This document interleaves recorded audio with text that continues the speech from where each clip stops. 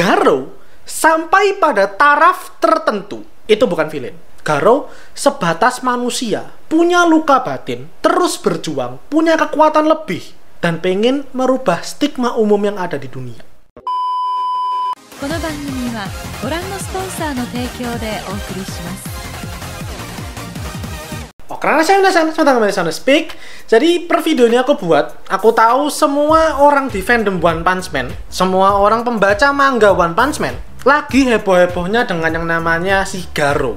Kali ini tentu aku tidak akan bahas manganya, aku menghargai kalian yang anime only. Makanya aku pengen mengajak kalian untuk melihat lebih dalam sosok karakter Garou ini. Sosok yang mungkin di kepala kita akan muncul sebagai orang yang mengerikan, ahli bela diri yang super kuat, pemburu pahlawan, manusia monster. Apapun itu semua pandangan kita akan ini karakter. Mungkin banyak dari kita yang tidak sadar, atau mungkin sudah sadar cuman nggak ada yang mau ngomong gitu kali ya. Betapa indah, bermakna, dan bagusnya penggambaran karakter Garou ini di dunia One Punch Man.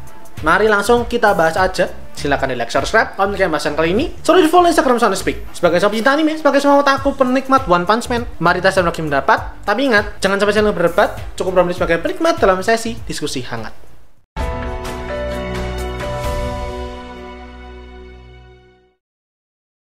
Garou si pemburu pahlawan, the hero hunter. Aku akan langsung masuk. Kenapa menurutku penulisan karakterisasi dari Garou ini sangat penting dan sangat bermakna. Aku mungkin akan sedikit menyinggung, ada spoiler dikit tipis-tipis dari mangganya. Jadi tenang, buat yang anime only nggak akan ke spoiler.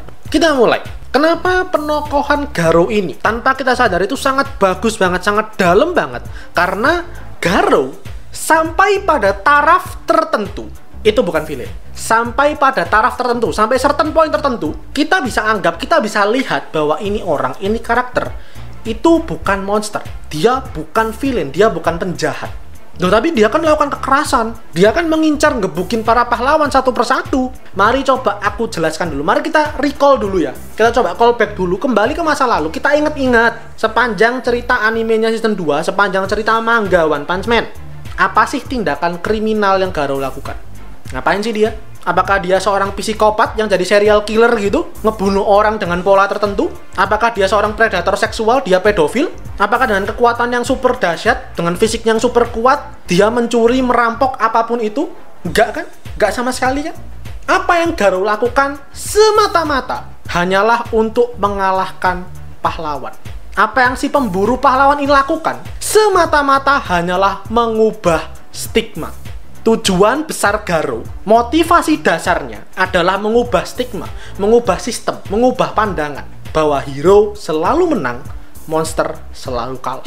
Poinnya tuh cuma di sana. Apa yang mendasari dia semua sudah dijelaskan. Kita sudah tahu, kita sudah lihat. Di masa kecil dia dibully, dia kesepian, dia orang paling culun gitu, anak bawang lah. Dan karena itu sama temennya dia, sama si perundungnya dia, orang yang ngebully dia selalu dicap sebagai monster. Sementara temennya ini adalah pahlawan, yang mana pahlawan akan selalu menang.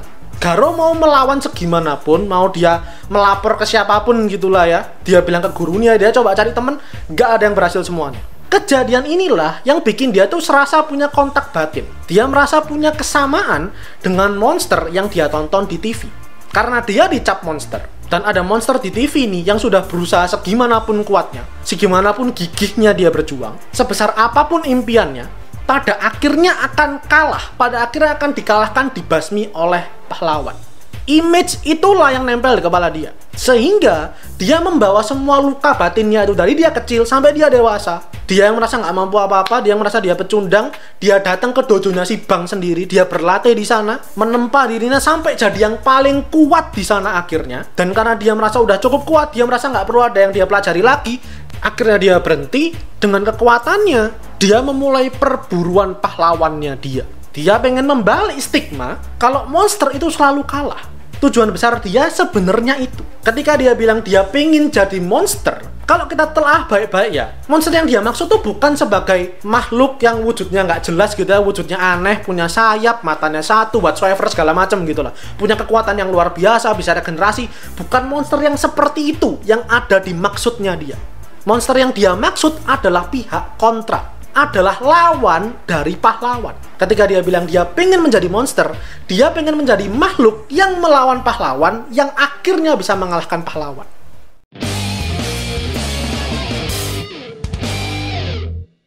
Makanya aku bilang, dia sebenarnya bukan seorang villain. Quote on quote ya, sampai pada taraf tertentu dia bukan villain.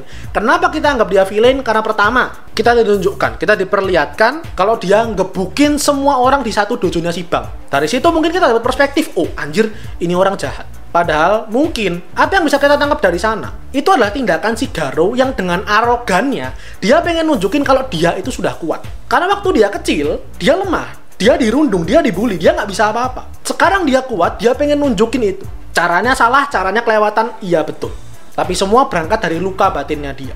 Yang kedua, karena kita selalu melihat dunia One Punch Man dari perspektif para pahlawan.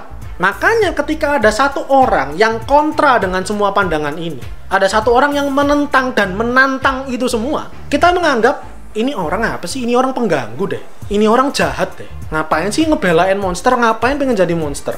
Makanya kita menganggap dia yang berseberangan dengan kita sebagai penjahat, sebagai villain. Apakah yang dia lakukan salah? Salah, bukan berarti aku bilang bener. Dia memburu, ngebukin, ngehajar, ngalahin para pahlawan, dimana kadang para pahlawannya sendiri nggak ngerti apa alasannya gitu kan. Tentu bukan tindakan yang benar. Tapi kalau kita telah baik-baik, Garou tuh masih manusia. Dalam hatinya dia masih manusia. Yang dia benci cuman pahlawan. Yang mau dia sakiti cuman pahlawan. Orang-orang biasa, anak kecil, enggak. Dengan kekuatannya dia nggak jadi tamak terus dia berubah jadi seorang kriminal, dia merkosa orang, ngebegal, ngebunuh, enggak kan?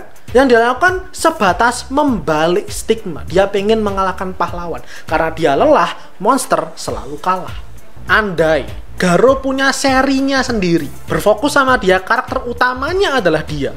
Andai kita melihat semua dari perspektif Garou sepenuhnya, mungkin kita akan membenarkan dan mendukung tindakan dia. Meskipun pada manganya, iya, spoiler, dia berubah jadi monster, betul, secara penampilan, secara kekuatan semuanya, monster. Tapi dalam hatinya apakah dia monster? Dalam hatinya apakah dia memang makhluk yang pengen menghancurkan dunia, pengen membakar gedung-gedung di perkotaan, pengen memperbudak umat manusia, pengen meluluhlantakan peradaban? Enggak. Garou sebatas manusia, punya luka batin, terus berjuang, punya kekuatan lebih, dan pengen merubah stigma umum yang ada di dunia. Makanya aku bilang, sampai pada taraf tertentu, sampai certain point tertentu, kita bisa anggap, kita bisa bilang, ini orang sebenarnya bukan villain. Ini orang sebenarnya bukan monster. Dan percaya nggak percaya, sosok dialah mungkin yang jadi pedoman, yang jadi inspirasi anak-anak yang dibully di luar sana. Karena Garou justru menunjukkan, dia dibully, dia dikucilkan, dia nggak punya temen, tapi dia bergantung dengan dirinya sendiri. Dia tahu kalau dia bergantung sama orang lain, nggak bakal ada harapan, nggak ada pertolongan. Maka dia cuma bisa percaya sama dirinya sendiri, dia menempa dirinya sendiri sampai akhirnya jadi kuat. Lagi-lagi, kalau dibalik posisinya, justru mungkin Garou lah yang relatable dan memotivasi banyak dari kita, terutama yang pernah mengalami pembulian. Gimana pendapat kalian? Masihkah melihat menilai Garou sebagai monster villain yang bengis? Silakan kita diskusi aja sama-sama di kolom komentar. Itu aja untuk kali ini. Silakan lihat videonya. Kalau menyukai bahasan kali ini, coba berkomentar, di share kalian, dan terakhir selalu di follow Instagram Speak dan subscribe. Buat kalian nikmati di banyak konten anime dan manga dari channel Speak, karena anime dan manga itu yang aku suka dan kalian suka. So, I'll see you guys in the next video. Itadashai minasan.